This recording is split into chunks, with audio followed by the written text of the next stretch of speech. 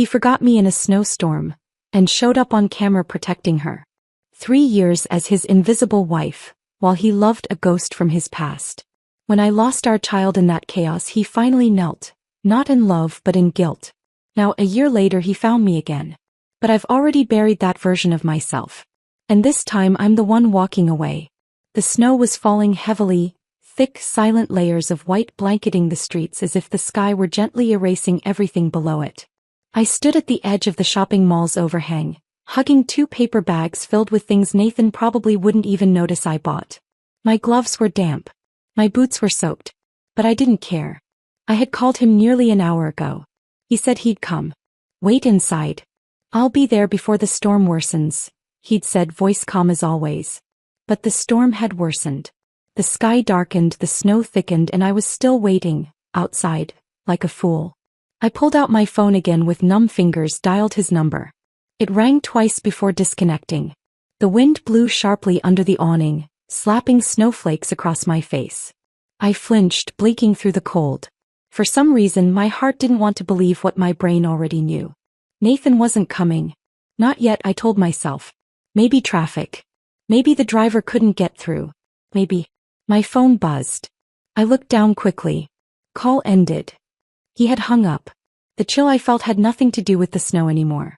I tried again. It rang once. Then twice. Then, hello. It was a woman's voice. Soft. Not mine. Not his secretary. Not the driver. Not someone from work. Just a woman. I stood perfectly still, heart thudding so hard I could barely hear her. Hi. Are you looking for Nathan? She asked, her tone unhurried, practiced. He's not available to take calls right now. My voice was lost. My lips parted but nothing came out. There was a silence. Then a soft chuckle. Hello? Did you dial the wrong number? Pause. Then the final blow. What a strange person, she murmured almost affectionately before hanging up. I stared at the phone screen, the snow swirling thick around me like white noise. The lights above the mall flickered, illuminating the now empty walkway. A few other shoppers hurried past, shielding their faces. No one looked at me.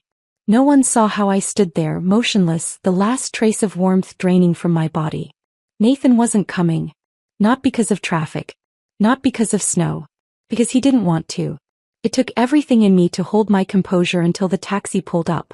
The driver hesitated when he saw me, probably wondering why someone was still waiting outside in the middle of a snowstorm. I gave him a short nod and climbed in. Willow Heights, I told him. My voice cracked on the second syllable. We had moved into Willow Heights 3 years ago, right after the wedding. The house was grand but cold, a modern steel and glass construction nestled atop a quiet hillside, Nathan's idea of elegance. I had wanted something warmer with wooden floors and garden vines and big bay windows, but Nathan said this design reflected our lifestyle. Ours. I leaned against the backseat window and watched the streets blur past. My reflection looked like a stranger, hair damp, scarf crooked, eyes hollow. The same eyes he had looked into that morning. Nathan had been unusually attentive that day. He came downstairs wearing a white dress shirt. He rarely wore white, and an outdated brown tie. I remembered complimenting him on years ago, back when we were just acquaintances, and I still called him Mr. Wu, out of nervous habit. He smiled faintly at me as he walked into the kitchen. Not one of his condescending smiles. A real one. Something soft. Snow's coming in heavy, he said as he reached for the coffee pot. I'll pick you up later. I remember that he paused behind me, his hand gently adjusting the scarf around my neck. Don't forget gloves. It's going to be brutal out there. My breath caught in my throat. In 3 years of marriage, Nathan had rarely touched me unless it was in bed, and even that had become a silent routine. But today he was different. Calmer. Warmer. Had I imagined it?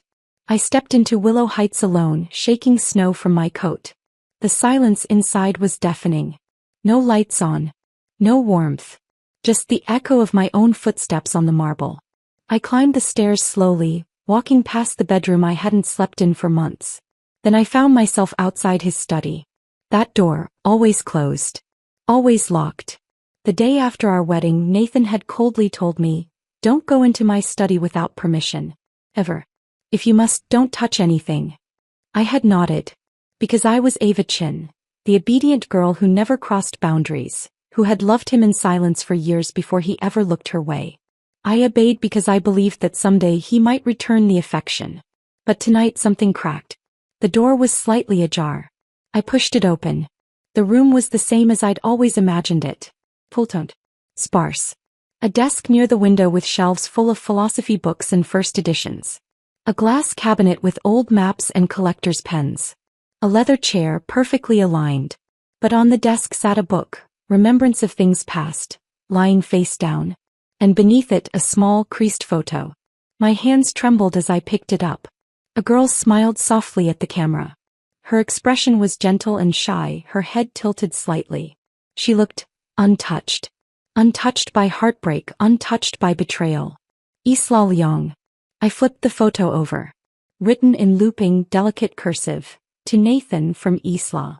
Beneath that, in a familiar hand, Nathan's, I miss her. I think of her. I will never forget. I didn't cry at first. I just stared at the words over and over again as if reading them would somehow change their meaning. And then I laughed. A short, brittle sound that broke too easily. I always thought he chose Willow Heights because of its peaceful location. Because of the view. Because of us. But no. I understood. It wasn't about us. It was about her. Willow. Serenity. He named our home after the woman he truly loved. I placed the photo back where I found it and sat down in his chair. My reflection glimmered faintly in the dark computer screen. Wet hair, puffy eyes, a twisted little smile that barely resembled me. I thought about all the signs I had ignored. The frequent flights to France over the past year. I thought it was business. He said he was securing a real estate deal.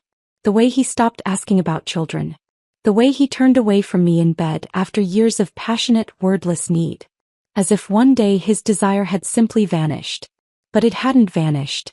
It had just found someone else. I stood up slowly and walked out of the study. Down the stairs.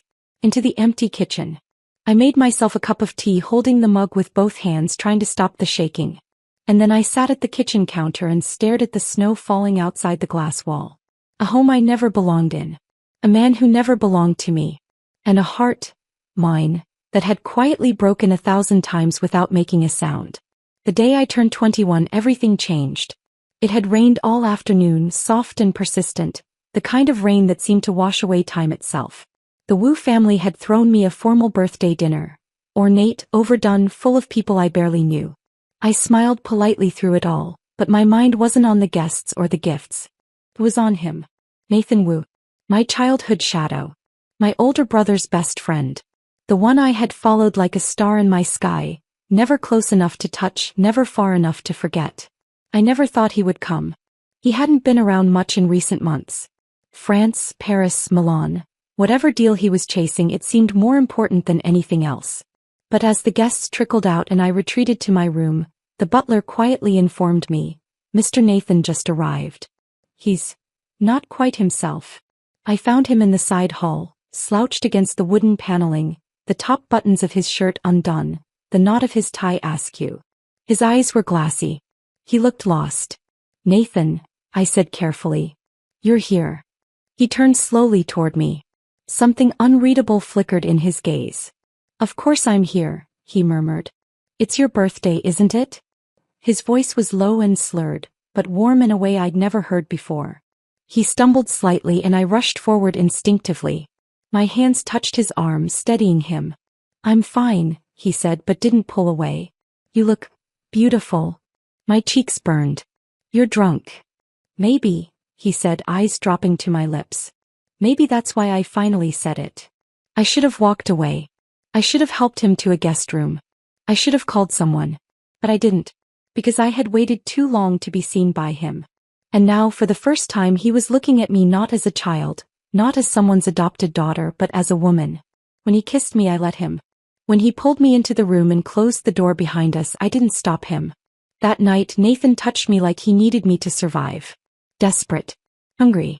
Bruised by whatever ghost haunted his mind. He murmured against my skin, Don't reject me. Not again. Please. I won't, I whispered. He held me tighter. Tell me you love me. I love you, I said. And again. And somewhere deep inside, beneath the aching body and trembling breath, I foolishly believed I had finally won. That my years of quiet love had finally reached him. The next morning, the sun filtered in through pale curtains. Nathan was gone. And the house was already in an uproar. By noon, Chairman Wu had summoned every elder in the family. I stood silently in the hall while they argued in circles. My ears were ringing. My fingers trembled. When Nathan returned from wherever he'd gone, he didn't say a word. Just sat down in the chair at the far end of the table, eyes empty. "You've shamed her," the chairman said coldly. "You'll marry her." Nathan looked up at him and nodded. Just once. No protest. No defense. No hesitation. Like it was a transaction. A debt he was forced to repay. Me. I stood there like a fool, heart thudding with something that wasn't quite hope and not quite fear. We were married 2 weeks later. There was no honeymoon. No vows. Just 2 signatures, a quiet dinner, and a move into Willow Heights. The house Nathan had chosen before I even knew we were engaged. A house I believed we'd build a life in. I gave everything. I tried cooking his favorite meals. I memorized the way he liked his ties knotted, how he hated starch in his collars, how he liked his tea unsweetened but piping hot. I tried starting conversations. I tried silence. I tried meeting him halfway. But he stayed distant. Polite, sometimes even kind, but never close. At night, when we lay beside each other, I'd curl into myself, pretending the cold between us was from the AC. Some nights he reached for me not out of love but need. Vanical. Unfeeling. Passion without intimacy. And I let him. Because I still hoped. I still hoped that the man who clung to me that night, who whispered, "Don't leave me," would return. But he never did. 3 years passed. The cracks deepened. He traveled constantly. France became his second home. He said it was business, but his eyes told me otherwise. He stopped asking about children even though he once insisted we try. He stopped coming home on weekends. And last week when I walked into his room wearing the nightgown he once loved, he barely glanced up. "I'm tired," he said and turned away. That night I lay awake for hours staring at the ceiling. No tears. No anger. Just numbness. Because the truth had finally set in. Nathan Wu had never chosen me. Not that night. Not ever. The house was quiet when I returned. Not the peaceful kind of quiet. The suffocating kind. The kind that wraps itself around your throat and squeezes gently, persistently, like it wants you to notice how empty everything really is. I stood just beyond the entryway of Willow Heights, snow melting off my coat and pooling at my feet. The bags I had carried from the mall now sat forgotten in the hallway. They didn't matter. Nothing did. Not when a stranger answered my husband's phone. Not when I could still hear her voice echoing in my ears. Sweet, unhurried, intimate. "Are you looking for Nathan?" I should have been furious. I should have screamed. But all I felt was cold, deep and sinking. It wasn't even betrayal anymore. It was confirmation. I walked up the stairs slowly, passing the master bedroom. We hadn't shared that bed in months. It might as well have been a guest room. And then I found myself standing in front of the one door I had never dared open. Nathan's study. He had made one thing clear the day after we married. "Don't go into my study. If you have to, don't touch anything." And I listened. Because I thought that meant something. That if I respected his boundaries, he'd eventually invite me past them. But tonight, something inside me cracked open. I pushed the door. It wasn't locked. Of course it wasn't. The study smelled like him. A hint of sandalwood, leather-bound books, old paper. It was immaculate. Structured. Every item placed with mathematical precision. I stepped in slowly, almost afraid to disturb the silence. A pale desk lamp was left on. His chair sat slightly askew. On the glass desk lay an open book, Remembrance of Things Past, Volume 4. The pages were slightly creased, the spine worn from being flipped repeatedly. It was face down. And tucked between its pages was a photograph.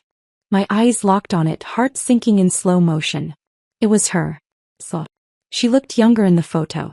Still had that same gentle expression. Head tilted. Eyes soft. The kind of woman you'd write poems about. I turned it over with shaking fingers. To Nathan from Isla. And below that, in Nathan's unmistakable handwriting. "I miss her. I think of her. I will never forget." I stood there a long time. Long enough for the snow outside to thicken. Long enough for the tea in the kitchen to grow cold. I should have cried. But I didn't. I couldn't. Because crying would have meant I still cared enough to be hurt. But the hurt was old now. Numb. Hollowed out like the shell of a house after the fire had already burned everything inside. I placed the photo down and looked around the room.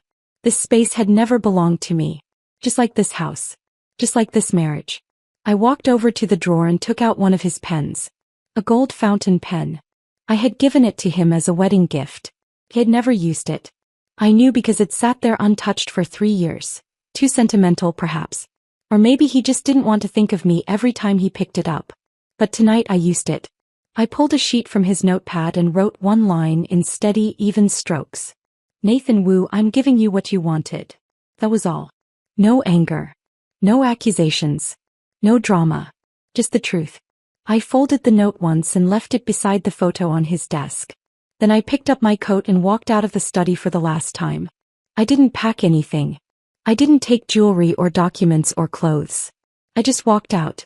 When the taxi pulled away from Willow Heights, I didn't look back. There was nothing there for me anymore. Hours later, Nathan returned. His driver waited until the gates opened, tires crunching over the snow-packed driveway. The storm had finally eased, but the air remained biting, laced with frost and silence. He stepped into the house and loosened his tie, shrugging off his coat. He was still humming slightly from the wine at dinner. Isla had looked radiant tonight. She always did when she wore pale colors. She laughed like nothing in the world could touch her. They talked about everything and nothing over dinner. The conversation flowed like it used to, before France, before Ava, before the family tangled everything up. Nathan walked up the stairs, phone in hand, replying to work emails. It wasn't until he pushed open the door to his study that he noticed something was off. The chair had been moved, and on his desk, he froze. The photo, the pen, the note. He picked up the sheet of paper and read the single line. Then again. Nathan Wu, I'm giving you what you wanted. His eyes flicked toward the photo. His own handwriting stared back at him. I miss her. I think of her. I will never forget. A scoff left his lips. Overdramatic as always, he muttered. He crumpled the note and tossed it into the trash bin. Then sat down at the desk and resumed reading his emails. He didn't realize she had left for good. He didn't know she was sitting across from her lawyer at that very moment, reviewing the divorce petition. He didn't know that the quiet girl who once waited years for his affection was done waiting. Because some departures don't need doors slamming or voices raised. Sometimes the deepest goodbyes are the quietest. Just a pen, a photograph, and a line written in gold. The divorce papers were delivered on a Friday morning. I didn't send them through a lawyer. I left them myself, neatly enclosed in a black leather folder, on the marble counter of Wu & Company's executive reception. The assistant looked startled when I said, "Please give this to Mr. Wu personally." She nodded, hesitated. "Would you like to leave a message?" "No," I replied. "He'll understand." Then I walked out of the building, the cold January air pressing sharp against my skin. I heard nothing for 3 days. No calls. No emails. No furious text messages. But I knew Nathan had seen the documents. He wasn't the type to miss a detail, especially not when it involved him. When the call finally came, it wasn't from Nathan. It was from Madame Wu. "Ava," she said, her voice wavering on the line, "are you free for lunch today? Just the two of us." "I miss you." I agreed, though I already knew what the real purpose was. She chose the private tea room at the family estate. I arrived 10 minutes early. Madame Wu was already there, seated at the low wooden table, a porcelain teapot between us and a quiet kind of sadness etched into the lines around her eyes. "You've lost weight," she said gently, pouring tea into my cup. "So have you," I replied. She smiled faintly. "That's what happens when the people we love disappoint us." The words lingered. We drank in silence for a while. Then softly she asked, "Is it really that bad between you two?" I looked at her. This woman had raised me since I was 5. She was the only mother I had ever known. I owed her everything. But even debts run dry when your heart is empty. "I'm tired," I said. And then, after a beat, "I don't want to live my whole life begging to be loved." That evening I got a message from Nathan. "Let's meet. No lawyers. Just you and me." We met the next day at a private business lounge in the heart of the city. I arrived 5 minutes late. On purpose. He was already seated, flipping through the divorce agreement like it was just another contract. A glass of untouched water sat in front of him. His expression was unreadable. I took the seat across from him. Neither of us said anything for a long moment. Then, without looking up, he said, "You want out because of a photo?" I blinked. He still didn't understand. He thought this was about jealousy. About another woman. As if he hadn't spent 3 years unraveling every thread of trust one had ever extended. "This isn't about a photo," I said calmly. "Then what is it about?" I leaned forward, placing my palms flat on the table. "It's about silence. Distance. Years of pretending this was real. It's about waking up every morning next to a stranger and going to bed every night hoping you'd notice I existed." His brow twitched slightly, but he didn't flinch. He just said, "You knew what this marriage was. You agreed to it." "No," I replied. "I agreed to love you. You agreed to tolerate me. That was the difference." He flipped through the agreement again, slowly this time. "I have some issues with a few clauses," he said. "Particularly the asset disclosures." I exhaled. "Of course." He looked up sharp. "You're asking for full equity on the Willow Heights property. You do realize that estate was under my name before the marriage. Do you realize you named it after someone else?" His jaw tensed. I continued, voice level, "I don't want the property. I want to burn it to the ground. But I'm not asking for it out of spite. I'm asking because I built my life in that house. Every corner has my fingerprints. And every memory burns." He was silent again. Then he stood abruptly and pushed the agreement toward me. "Pack your things," he said. "You're coming back to Willow Heights tonight." I stared at him. "Excuse me. I can pretend none of this ever happened." He said it so casually, like we had just argued about dinner. Like my pain was something that could be swept under an expensive rug. "I don't want to go back," I said, rising to my feet. His voice was colder now. "You want to ruin my inheritance, is that it? Going to run to my grandfather with accusations and sob stories?" I inhaled deeply. "No. I'll speak to Chairman Wu myself. I'll make sure he understands this was my decision. That the divorce doesn't affect your position." He looked at me like he didn't believe a word of it. I almost laughed. Even now, he thought I was capable of manipulation. Even now, he didn't see that all I wanted was freedom. I returned to the Wu estate the next morning. Chairman Wu sat on the terrace, his gaze sharp despite his age. "You've come," he said. I bowed politely. "I have something to discuss." "I know." He gestured for me to sit. Tea was already waiting. "I've already spoken to Nathan," he said. "He tells me you're making a mistake." I shook my head. "No. I made the mistake 3 years ago." The chairman studied me, tapping a single finger against the rim of his cup. "Do you still love him?" I didn't hesitate. "I did. I don't anymore." Silence hung in the air for several moments. Then he sighed. "Very well. I'll withdraw my conditions. The shares, the will, it won't affect anything." "Thank you," I said genuinely. He reached over, patting my hand once. "You were always the only one in this family with a conscience." That night, Madame Wu visited me in my hotel. She looked tired. Smaller somehow.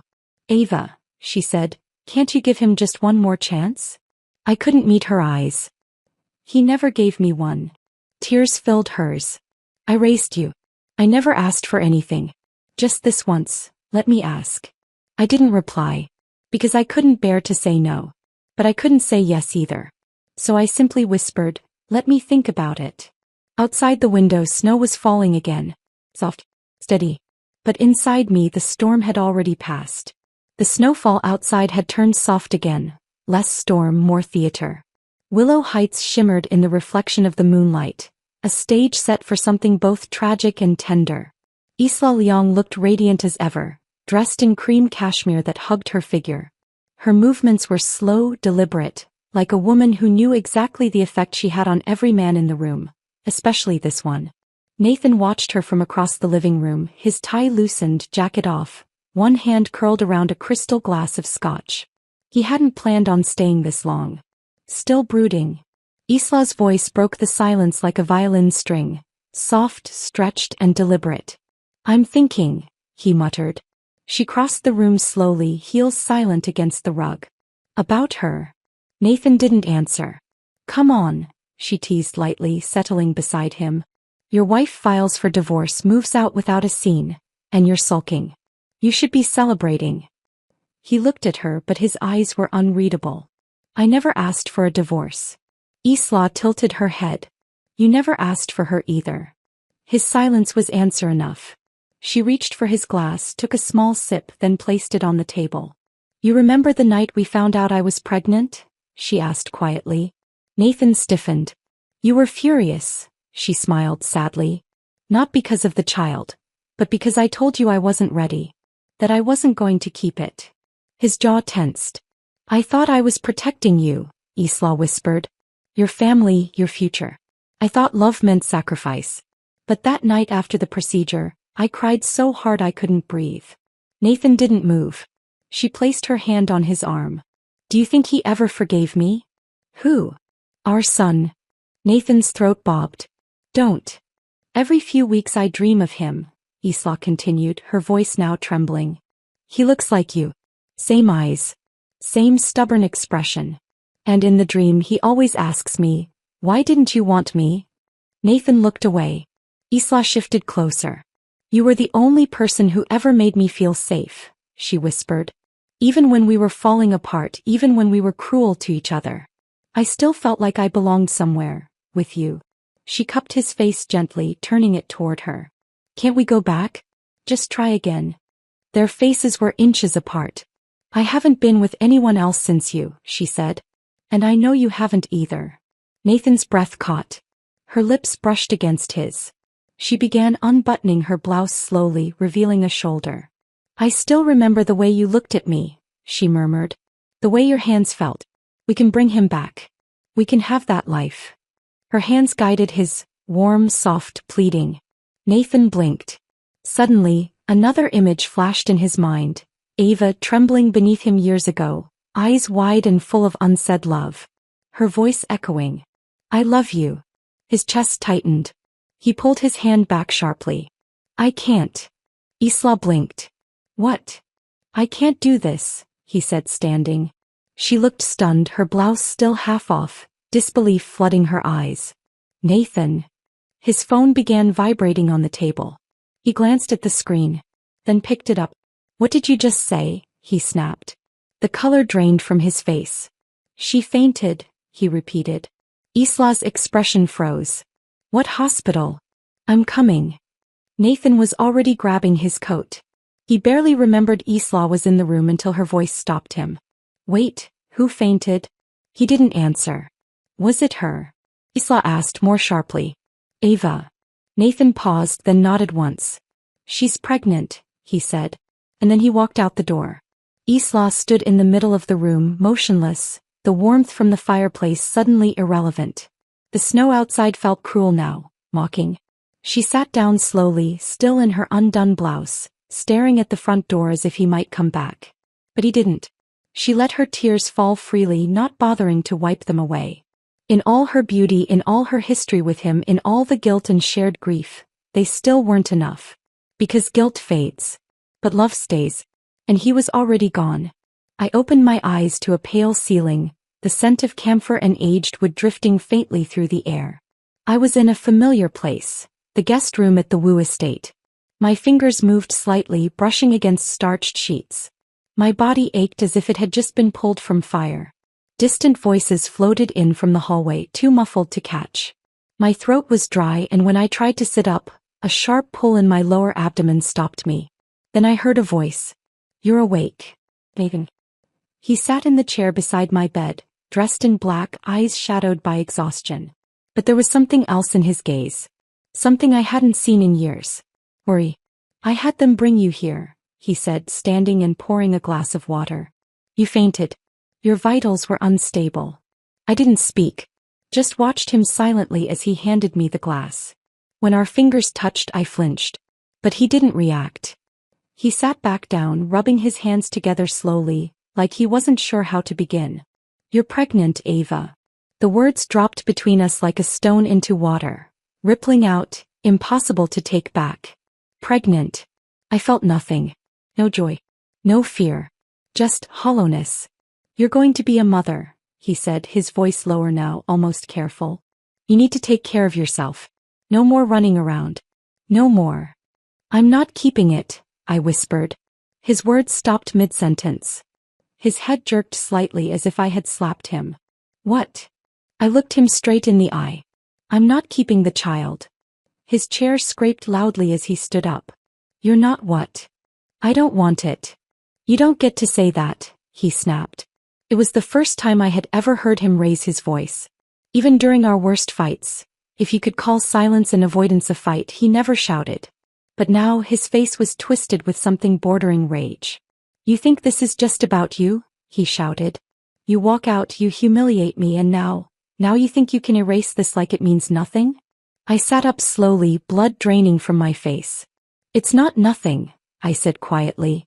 It's the only thing that still belongs to me. A knock came at the door. Madame Wu entered, followed by Chairman Wu with his cane. Behind them, servants hovered like ghosts. Take him outside, Chairman Wu said coldly. Grandfather. On your knees, Nathan. Everyone went still. Nathan's eyes widened. You can't be serious. If Ava doesn't want to hear your voice, then you'll speak with silence. Two servants stepped forward.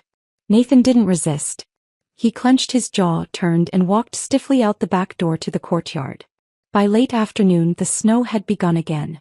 It came down quietly, covering everything in pure white. I sat by the window, wrapped in a blanket, and stared out. Nathan was kneeling in the courtyard. Coatless. Straight-backed. Proud even in punishment. I felt no satisfaction. Only a dull ache in my chest. He had never kneeled for me in 3 years of marriage. But now, when I had nothing left to give, he finally bent. Madame Wu came in with soup. He's been out there for hours, she said gently. He's stubborn. Just like his father. I didn't reply. I kept staring out the window. And then, just before sundown, a servant burst into the room. He collapsed but got back up again, she said breathlessly. The snow, it's too much. He'll lose circulation. I turned away from the window. Madame Wu's eyes were red. Child, she said, you have every right to hate him. But don't let that child grow up without knowing its father. I didn't answer her either. Instead, I went to Chairman Wu's room. He was sitting on the edge of the bed, cane resting against his knees, eyes sharp as ever. You want him inside, I said flatly. He didn't move.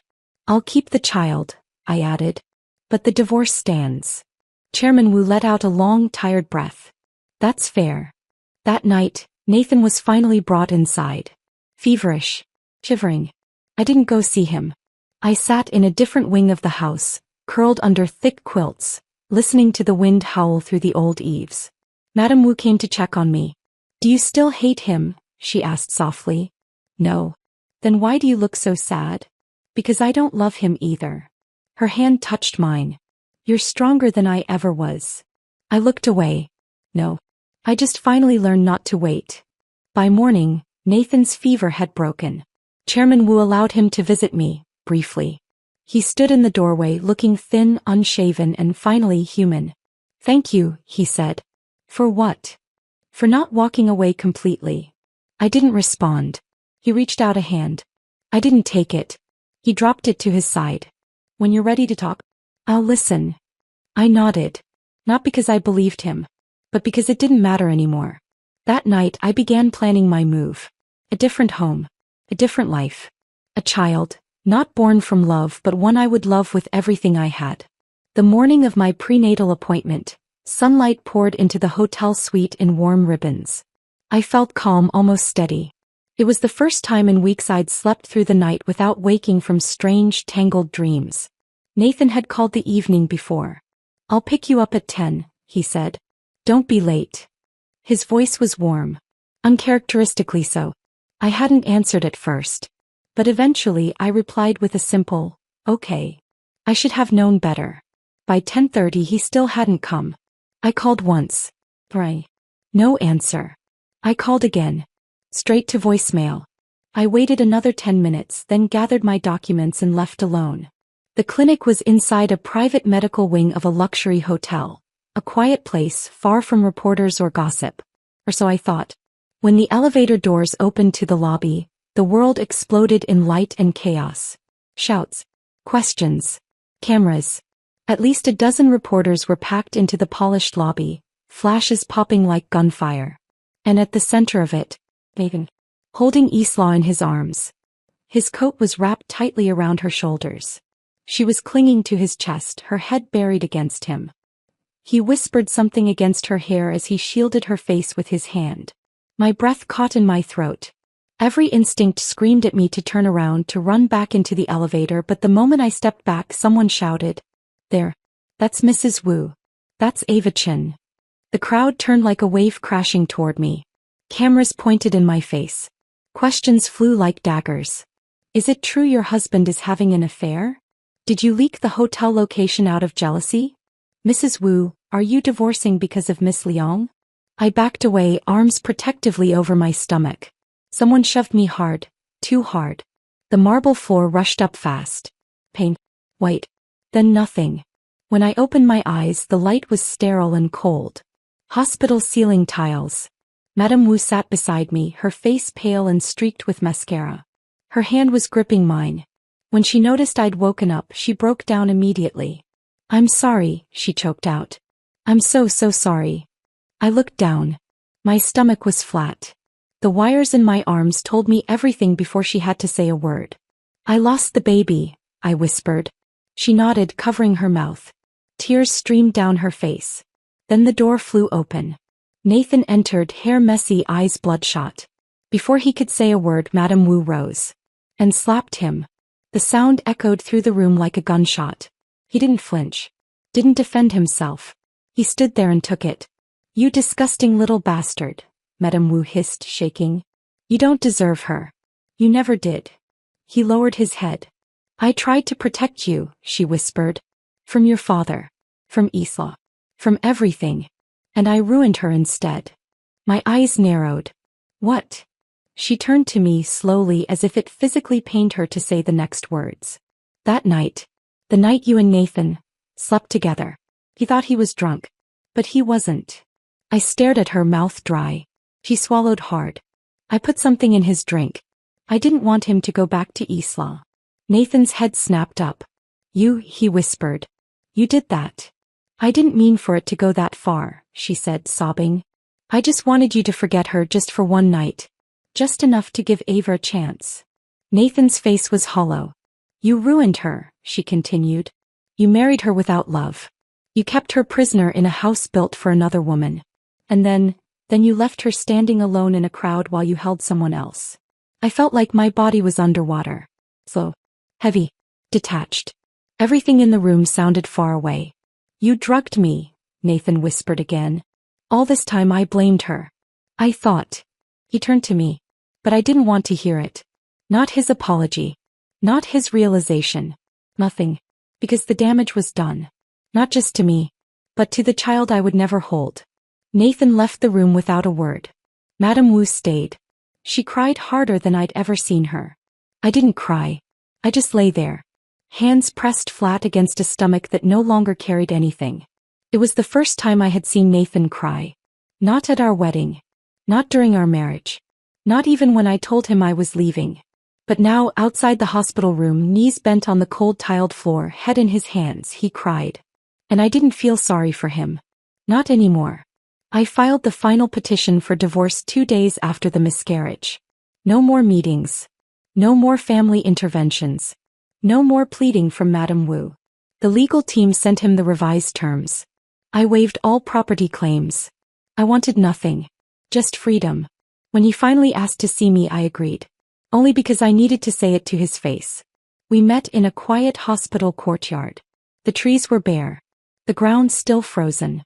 Nathan arrived in silence, wearing the same coat he had wrapped around Isla. Fitting, I thought. Even his warmth wasn't really his to give. "I signed the papers," I said before he could speak. His face remained blank. "Just like that. There's nothing left to talk about." He stepped forward. "Ava." "No," I said sharply. "Don't say my name like that. Like you remember who I am." He flinched. I stared at him, this man I had once called my husband. "I don't want an apology," I said. And I don't want your regret. I just want to forget this ever happened. His mouth parted, but I turned and walked away. And for the first time since I was 5 years old, I didn't look back.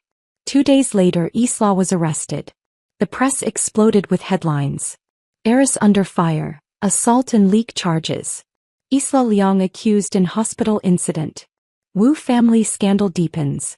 It turned out she had paid a photographer to leak Ava's prenatal visit location. She hadn't meant for Ava to fall, they said. Just to humiliate her. Expose her. Push her out of Nathan's life once and for all. But humiliation has a price. And blood has consequences. When Nathan received the call, he sat in his car outside the courthouse for hours. He didn't go in. Didn't speak to her. Didn't try to help. Because in that moment he realized something. What he had once called love for Isla was really guilt. Guilt for the child they lost. Guilt for the promises he never kept. Guilt for never being strong enough to choose her when it counted. But it wasn't love. Not the way Ava had loved him. Not the way Ava had stayed, even when he gave her every reason to leave. On the morning Ava left the capital, it snowed again. Not a storm this time. Just soft, slow flakes falling like ash. She stood at the platform wearing a thick brown coat and a scarf she knitted herself. She didn't cry. She didn't tremble. She simply boarded the train to nowhere. With no entourage, no farewell speech, no dramatic exit. Only peace. Nathan arrived at the station too late. He stood on the platform watching the silver blur disappear into white. He thought of everything she'd given him. Everything he had destroyed. Everything he would never get back. And for the second time that week he cried. But this time not for Ava. For himself. Because she would heal. But he never would. A full year passed. The snow still came and went, but it no longer felt like punishment. Just weather. In a town miles from the capital, tucked between mountains and silence, I found a kind of quiet I had never known. The streets were lined with cherry trees. The bakery 2 blocks down knew my name. The air always smelled like pine and fresh rain. People didn't recognize me here. No one called me Mrs. Wu, or whispered Isla's name like a curse. I was just Ava again. Just a woman with a scar too deep for others to see, and a heart finally learning to beat without breaking. I worked at the local library. It paid little, but the hours were slow and the company kind. I spent my evenings cataloging old books and listening to classical music that no one else touched on the shelf. Sometimes I even laughed. I stopped reading the news. I didn't want to know what became of Nathan or Isla or the empire they inherited. I wanted peace.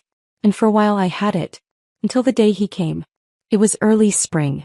I remember because the daffodils were blooming just outside the library windows, a yellow so bright it made my chest ache. I was sorting the returned books when the door chimed. I didn't look up right away. But then I heard the silence. That pause in the air. That unmistakable weight of someone who didn't belong in the rhythm of this place. I turned and saw him, Nathan Wu, standing in the doorway wearing a plain gray coat and holding nothing in his hands. He looked smaller. Not literally. He was still tall. Still sharply dressed, though less pristine. But something in him had shrunk. His posture. His gaze. The way his hands trembled slightly at his sides. He looked like someone who had lost everything. And maybe finally knew it. I said nothing. Neither did he. After a moment he stepped forward. "I'm not here to cause trouble," he said quietly. I nodded once. My hands curled around the spine of the book I was holding. I just wanted to talk. One time. If you'll let me. I should have said no. But I found myself nodding again. Not out of softness. But because something inside me needed to hear it. We sat on a park bench just down the road. The cherry trees hadn't bloomed yet, but their buds were beginning to crack open. Tiny, stubborn signs of life. Nathan didn't speak at first. He just looked around at the sky, the trees, the quiet town. Then finally said, "It's beautiful here." I folded my arms across my chest. "It is." He nodded almost to himself. "Peaceful. I see why you came here." I stayed quiet. Nathan turned to me then slowly. "You look better. Healthier," I asked with a sharp edge.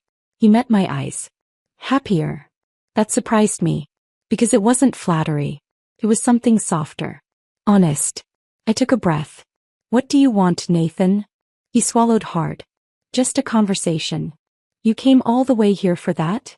"I owed it to you. To say what I should have said long ago. I tilted my head. You could have written a letter. I did. 5 actually.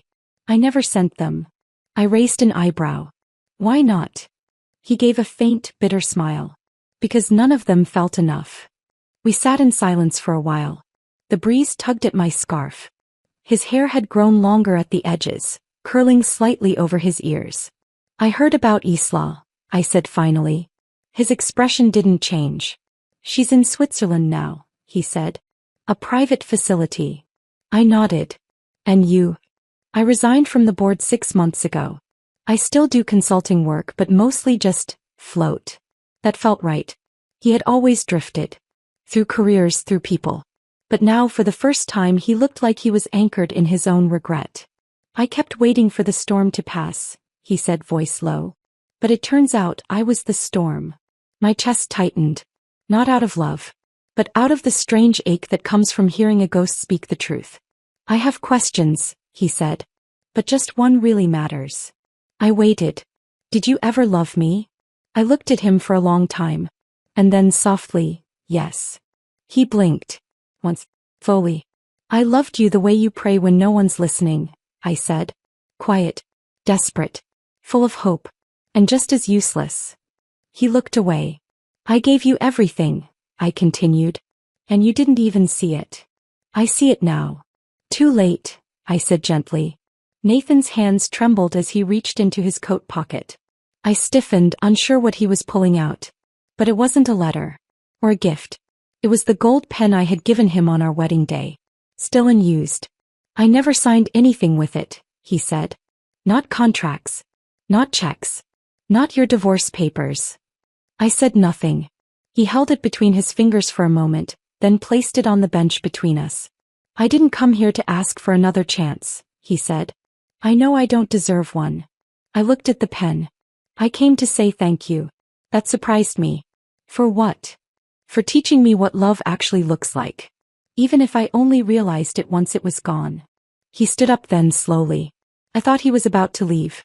But instead he turned and dropped to his knees on the gravel path. Not dramatic. Not loud. Just quietly. And for the second time in my life, Nathan Wu knelt in front of me. I'm sorry, he said.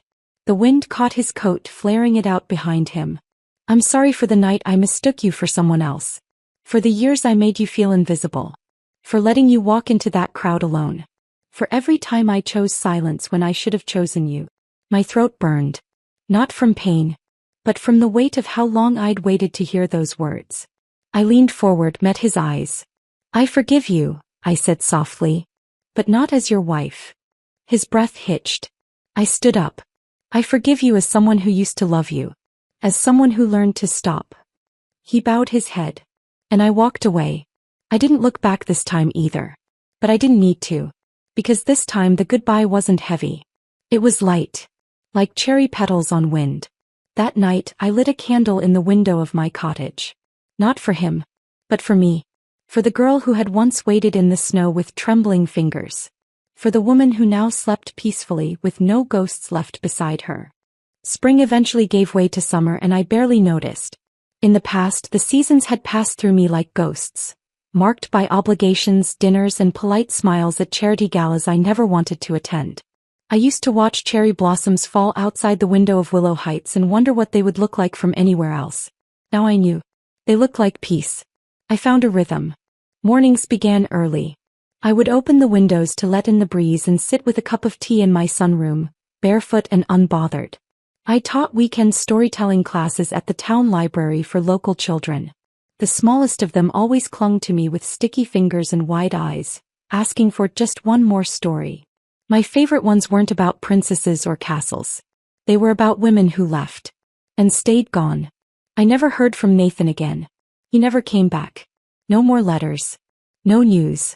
But occasionally I would see his name in passing. Someone at the market would mention the Wu Corporation. Did you hear the chairman's grandson moved to Milan? And I would smile faintly by my tomatoes and keep walking. It no longer hurt.